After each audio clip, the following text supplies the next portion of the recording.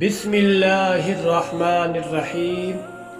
بیان کیا جاتا ہے کہ کسی گاؤں میں ایک صاحب کا اپنی بیوی سے جھگڑا ہو گیا۔ ابھی جھگڑا ختم نہیں ہوا تھا کہ اس کے گھر میں مہمان آ گیا۔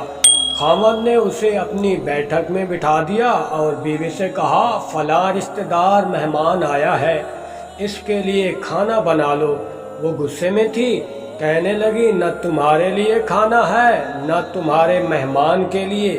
وہ بڑا پریشان ہوا کہ لڑائی تو ہماری اپنی ہے، اگر رشتہ دار کو اس بات کا پتہ چل گیا تو خام خواہ خاندان میں باتیں ہوں گی اور خواری الگ سے ہوگی۔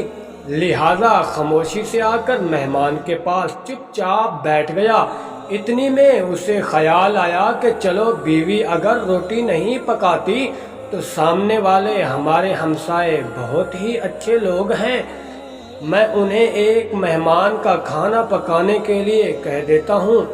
چنانچہ وہ ان کے پاس گیا اور کہنے لگا کہ بیوی کی طبیعت آج کچھ خراب ہے، لہذا آپ ہمارے مہمان کے لیے کھانے کا انتظام کر دیں۔ انہوں نے کہا، ٹھیک ہے۔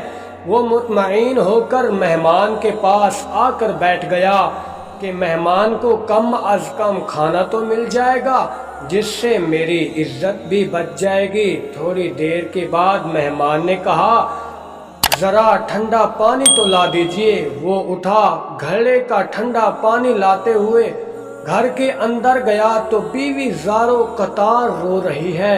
وہ بڑا حیران ہوا اور کہنے لگا، کیا بات ہے؟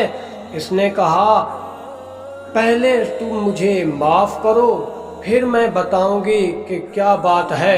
خاوند نے کہا، بتاؤ تو صحیح، آخر تمہیں رونے کی وجہ کیا ہے تمہاری؟ تم ایسے کیوں رو رہی ہو؟ بیوی نے کہا، پہلے مجھے معاف کر دیں، پھر میں آپ کو اپنی بات سناؤں گی۔ خیر، اس نے کہہ دیا کہ جو لڑائی جھگڑا ہوا میں نے وہ دل سے نکال دیا اور تمہیں معاف کر دیا۔ پھر وہ کہنے لگی کہ جب تم نے آ کر مہمان کے بارے میں بتایا اور میں نے کہا نہ تمہارے لیے کھانا ہے نہ تمہارے مہمان کے لیے کچھ پکے گا تو آپ چلے گئے، مگر میں نے دل میں سوچا کہ لڑائی تو میری اور آپ کی ہے اور یہ مہمان رشتہ دار ہے، ہمیں اس کے سامنے اپنا جھگڑے کا پول نہیں کھولنا چاہیے۔ چنانچہ میں باورچی خانے میں گئی۔ جب میں نے دیکھا تو سفید لباس میں ایک شخص اپنے آٹے کی بوری سے آٹا نکال رہا ہے۔ میں نے یہ منظر دیکھا اور ستم سی رہ گئی۔ وہ مجھے کہنے لگا کہ اے خاتون، پریشان نہ ہو، یہ تمہارے مہمان کا حصہ تھا جو تمہارے گھر میں آٹا شامل تھا، اب کیوں نہ کہ یہ ہمسائے کے گھر میں پک رہا ہے کھانا، اس لیے وہیں آٹا لینے کے لیے میں یہاں آیا ہوں۔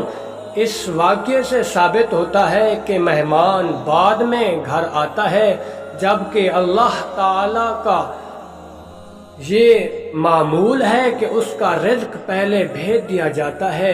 اس کہانی میں آپ کو کچھ سیکھنے کو ملا ہے تو آپ آگے دوستوں کے ساتھ شیئر ضرور کریں۔